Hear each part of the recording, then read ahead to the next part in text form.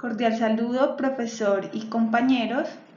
Junto a mi equipo de trabajo vamos a hacer la presentación del libro El extraño orden de las cosas de Antonio Damasio.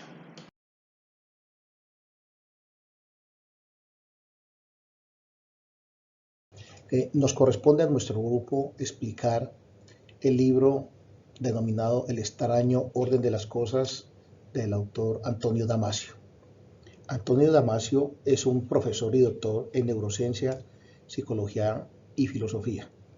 Es una persona de muchas capacidades, es un intelectual y una persona muy bien estructurada en su profesión, y aporta fundamentalmente a los procesos cerebrales, es lo que él manifiesta en su libro, y su relación con las emociones y los sentimientos. Es considerado como uno de los psicólogos más eminentes en nuestra época. En su libro, él explora la vida, los sentimientos y la creación de las culturas. Este libro no es un libro de investigación científica, es un libro que expresa lo que este psicólogo y médico, también neurocientífico, explica sobre el origen de la vida. Conocemos nosotros que son muchas las explicaciones y lo que se ha dicho sobre el origen del ser humano. Si vamos a ver un origen filosófico, pues tenemos que ver las condiciones en que el hombre se desarrolló. Si vamos también a analizar el origen con base en lo que expresa la Iglesia, pues sabemos cuál es el origen del hombre. Pero dentro de este origen que señala el profesor Antonio Damasio, manifiesta que el origen de la vida parte de una célula.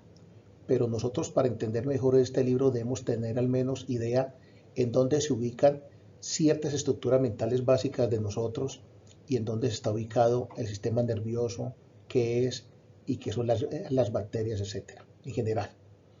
Esta es una propuesta que es bastante innovadora, es una propuesta nueva sobre el origen de la vida y aborda temas como la evolución de las especies y su propuesta de cómo fue el desarrollo del ser humano. Nos habla también de lo que es el origen de la mente, del sentir y de las culturas. Inicialmente nos habla de la forma cómo debe ser el ser humano cuando aprende a vivir dentro de un mundo complejo. Ese es el mundo nuestro es un mundo complejo, donde el ser humano se mueve a través de emociones y sentimientos. Esto lo vamos a desarrollar posteriormente. Y asimismo, cuando el ser humano, después de su desarrollo, sobre esto pues han habido etapas en este desarrollo en donde el ser humano crea culturas, donde hay objetos, prácticas, ideas, donde él va desarrollando su intelecto y con base en eso se desarrolla como ser humano. Iniciamos hablando de lo que son las células. Hablamos nosotros de que él nos habla, el autor, de una célula procariota. Manifiesta él que es una célula que no tiene núcleo, pero que sin embargo tiene vida interior. Ellas se reúnen, se agrupan, evolucionan, y esto ocurrió a través del paso de los años. No sabemos exactamente cuántos años, pero él manifiesta que fue el desarrollo de lo del ser humano. Entiende que todas estas células que nos habla, al tener una vida interior, transformó lo que es el origen del ser humano. Y estas células, con el paso del tiempo, después de muchos años, como lo he manifestado, crearon lo que es la célula eucariota, que esta célula ya tiene un núcleo, con lo cual la vida se sofisticó totalmente. El movimiento de las células y de la evolución, como algo que se ha dado a conocer, es lo que él llama la homeostasis, que es el equilibrio y la estabilidad que mantiene nuestro cuerpo para funcionar de manera adecuada, lo manifiesta él. También lo hace y lo manifiesta como el movimiento de la evolución del ser humano.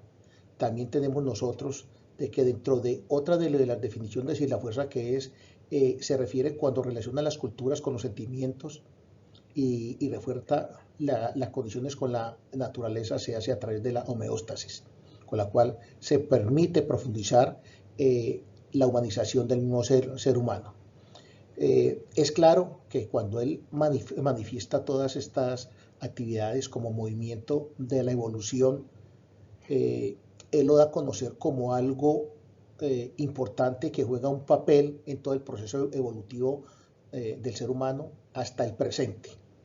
Nos manifiesta que la homeostasis es ese motor inconsciente, imperceptible, que hace que se mueva la vida y que se reproduzca en nuestro organismo.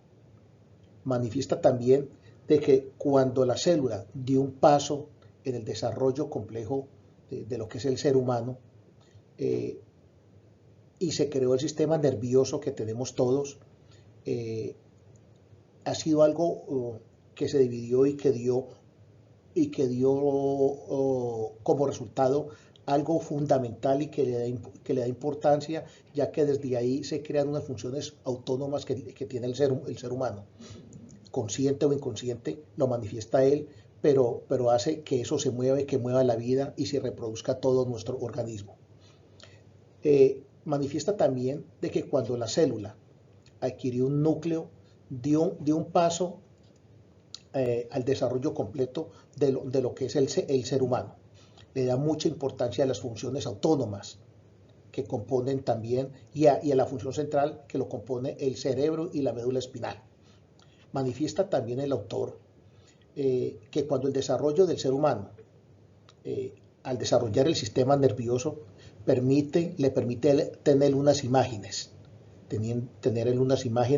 unas imágenes que le producen un aprendizaje de avanzada en los individuos, que le permite tener recuerdos, que le permite tener mapas cognitivos de lo que pasa tanto al interior como en el exterior. En el exterior él crea imágenes, símbolos, palabras, gestículos y manera de expresarnos nosotros. Más adelante, y en los capítulos siguientes que los vamos a desarrollar, veremos ya lo que es la subjetividad, la capacidad de conciencia, el lenguaje y todo lo que nos lleva a un orden y a una secuencia en el desarrollo del ser humano. Como consecuencia de todo este movimiento aparece la mente cultural, que la tenemos nosotros acá, la mente cultural, en donde una revolución cognitiva por parte del ser humano, en donde el hombre empezó a definir la realidad, a dar conceptos, a estructurarla, a simplificar y a explicar todo lo que es el desarrollo de su conciencia. Cuando el hombre se desarrolla, él tiene sentimientos, como lo manifiesta acá. Y manifiesta que todos estos sentimientos contribuyen al desarrollo cultural del ser humano como factores de motivación. Manifiesta también que el éxito de la homeostasis cultural depende de ese frágil esfuerzo civilizador dirigido a reconciliar diferentes objetos que regulan la mente. Seguimos, por lo tanto, en todo el desarrollo de la vida, descendemos al parecer, porque no hay una fecha exacta, comenzando hace más o menos 3.800 millones de años, en donde el proceso que desarrolla la homeostasis, eso es contrarrestar la tendencia de la materia hacia el desorden en un nuevo nivel de estabilidad en la vida. Cada cosa, manifiesta él, propone alcanzar y se esfuerza por perseverar el ser humano.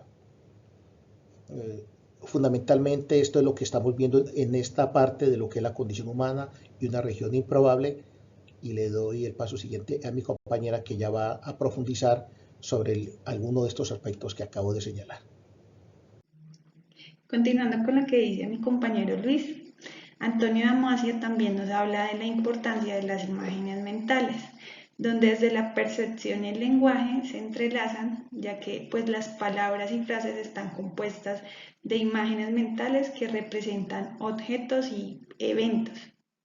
Estas imágenes no solo nos facilitan la comunicación, sino que también pues forman base de los conceptos y las ideas, permitiéndose así pues el pensamiento simbólico. Además, pues estas imágenes se almacenan en la memoria y pueden ser evocadas y reconstruidas, lo que pues destaca la importancia del hipocampo en la formación y recuperación de la memoria. El hipocampo pues está localizado en el lóbulo temporal que todos tenemos en el cerebro.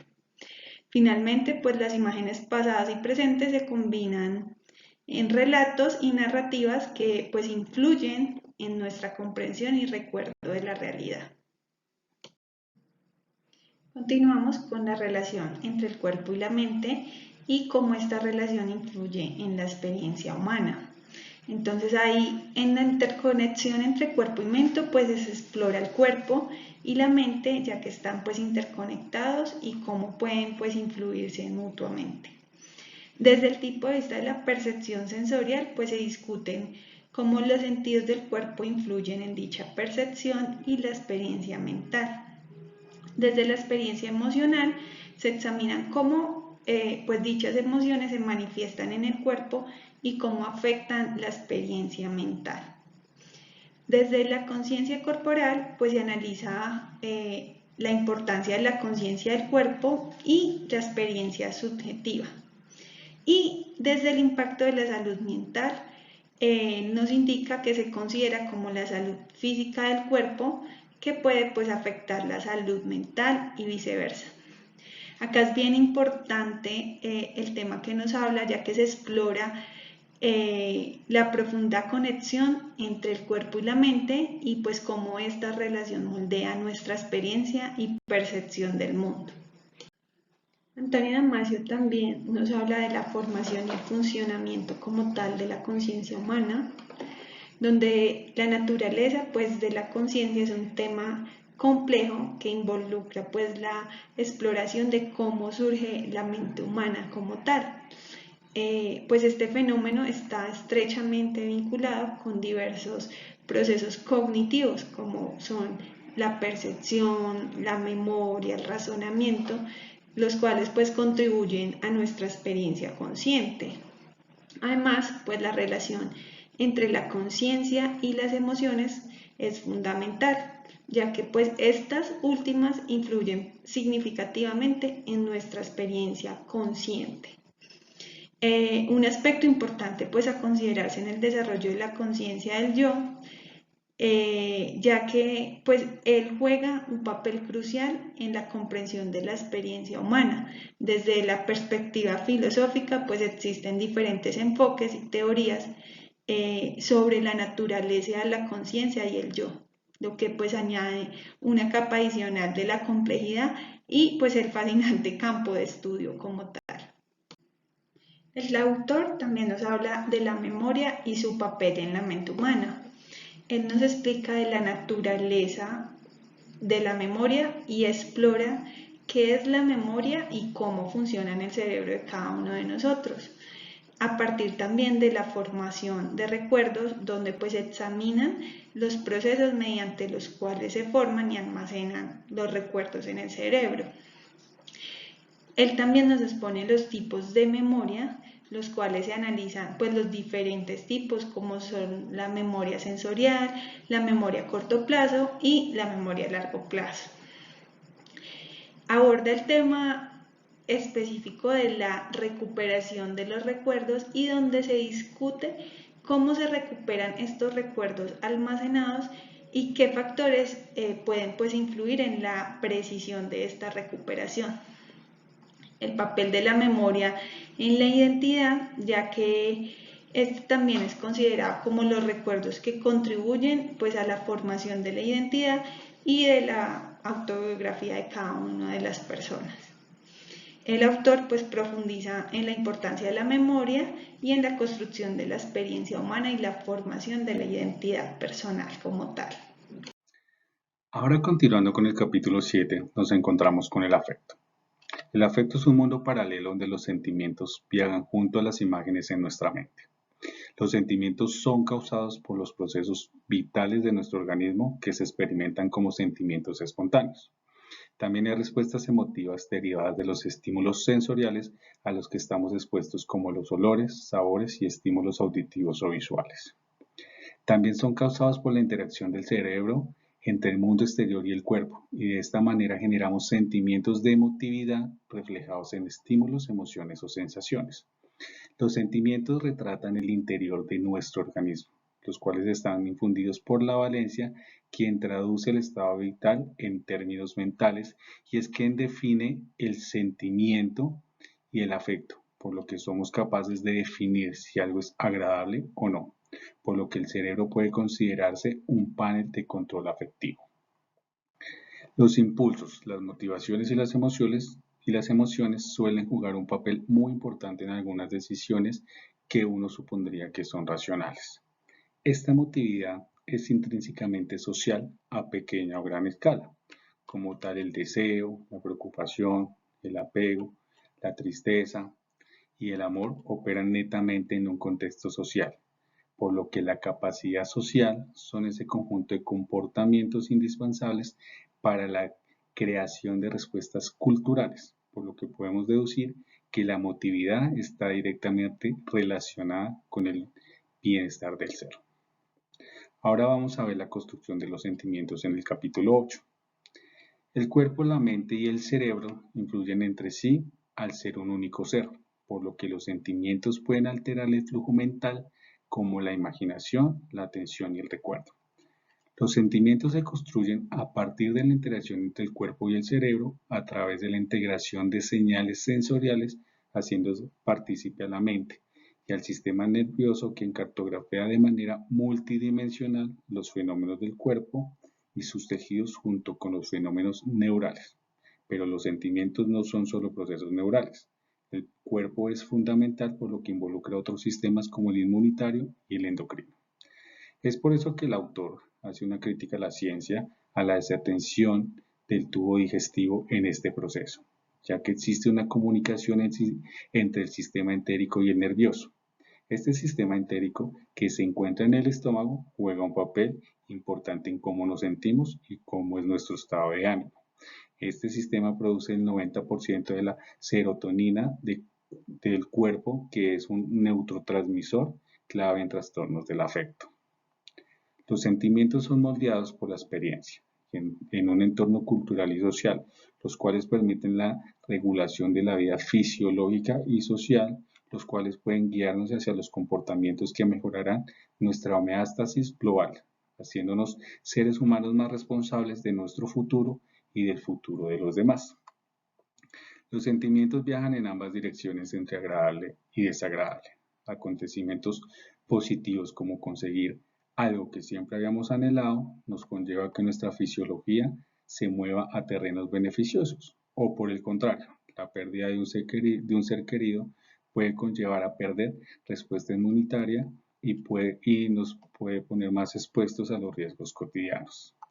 También tenemos la capacidad de rememorar sentimientos, por lo que un sentimiento positivo lo podemos transportar con el tiempo en algo extraordinario, cuando los detalles perduran por mucho tiempo en la memoria, lo que nos permitiría desarrollar emociones adicionales a las vividas originalmente, por lo que se podría traducir en sentimientos más profundos.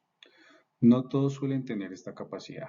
Hay personas que perciben sus recuerdos sin alteraciones, o personas pesimistas que un mal recuerdo lo hacen empeorar, por lo que todos somos distintos dependiendo del estilo afectivo con que hemos vivido. La importancia de este fenómeno es que nos permite reflexionar sobre experiencias vividas y de la manera con que encaramos la vida debido a nuestra personalidad. No solo se conforma en términos cognitivos, sino también afectivos de nuestra identidad cultural. Pasando al capítulo 9, hablaremos sobre la conciencia.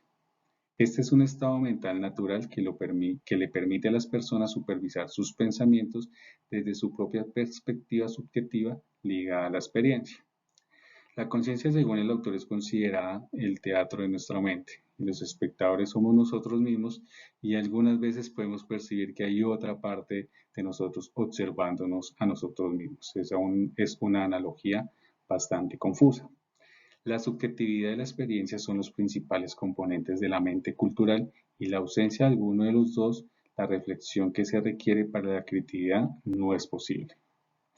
La mente consciente está conformada por varias partes, pero la parte que más sobresale es la que tiende a dominar nuestros actos y con todo tipo de imágenes que corresponden a acontecimientos del mundo que nos rodea, y las imágenes del propio organismo, que son las que dan soporte a los sentimientos. Las imágenes del interior contribuyen a la multimedia de la conciencia y estas imágenes ayudan a la construcción de los sentimientos, por lo que contribuyen a generar la propia subjetividad, por lo que la conciencia no es solo un proceso fisiológico, sino también va acompañado de los sentimientos. Dando continuidad al capítulo de la conciencia, hablamos de dos ingredientes esenciales que la componen. El primero es la subjetividad y el segundo es la integración de las experiencias.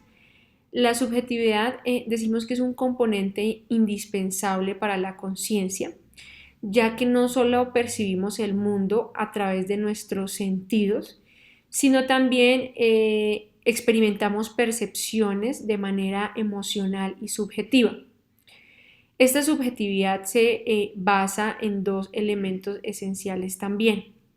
El primero es la construcción de una perspectiva para las imágenes mentales, por medio de las cuales informamos a la mente mediante imágenes lo que el cuerpo y el cerebro están haciendo, no solamente de una forma visual, sino de una forma auditiva. Y la segunda son los sentimientos, a través de los cuales nos volvemos conscientes de nuestras reacciones emocionales. Los sentimientos se unen a la subjetividad basándose en la presencia de ciertas imágenes, de cualquier objeto, de cualquier acción o de cualquier idea, lo cual termina, digamos que desencadenando en una respuesta emotiva, produciendo de esta manera un sentimiento que, como lo hemos hablado, pueden ser positivos y negativos, y dependiendo de estos, pues estos mismos nos pueden producir afectaciones físicas y mentales. Estos sentimientos se encuentran entre la percepción y los sentidos y decimos que es el estado interno en el que reside la conciencia. El otro componente de la conciencia es la integración de las experiencias, que se refiere a la integración de diferentes percepciones o experiencias como emociones, recuerdos y pensamientos. Esto requiere de la ordenación de imágenes como si fuera una narración y coordinarlas con el proceso de la subjetividad. En el capítulo 10 nos habla sobre cómo trabaja la mente cultural y aquí quisimos exponer diferentes escenarios a través de cómo la mente interactúa con la cultura. Como primer aspecto tenemos la conexión entre la mente y la cultura, en donde nos dice que nuestras mentes están conectadas con lo que nos rodea, con la cultura en la que vivimos. A través de los sentimientos, el estado de la homeostasis actúa como un factor de motivación del intelecto creativo que todos tenemos, que nos lleva a la construcción o práctica de la parte cultural que pues todos experimentamos.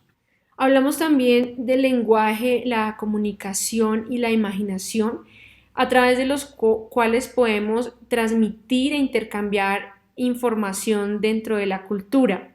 Esta nos permite expresarnos, al igual, por ejemplo, que la inteligencia creativa y las artes, en donde construimos experiencias, emociones y perspectivas únicas a través de esas imágenes exteriores que vivimos cuando estamos pues en este ambiente. Como lo hablaba, las artes también nos permiten experimentar a través de objetos y situaciones ciertas emociones o sentimientos que se conectan con esa parte de nuestra mente. También hablamos de una adaptabilidad, como nuestro organismo se adapta a ciertas situaciones. También lo hacemos de esta forma cultural a medida que pues van pasando el transcurrir del tiempo. Y hablamos también de una interacción entre biología y cultura, en donde nos menciona que nuestros sistemas moldean también nuestras emociones y comportamientos que terminan influyendo en la cultura en la que participamos o las culturas que nos rodean. Hablamos también de unas creencias religiosas a través de las cuales tratamos dolor y sufrimiento de algunas situaciones. Así la religión desencadena una serie de problemas sociales. Existe un valor homeostático que nos continúa acercando a alguna creencia que nos va a permitir seguir generando esos sentimientos y esa motivación hacia esa creencia. Y por último, hablamos en este capítulo sobre sobre el momento en el que finaliza el día, en esas situaciones que son importantes para conseguir un bienestar, compartiendo experiencias y con personas que nos permiten descansar y recuperarnos y poder encontrar ese bienestar entre mente, cuerpo y cultura.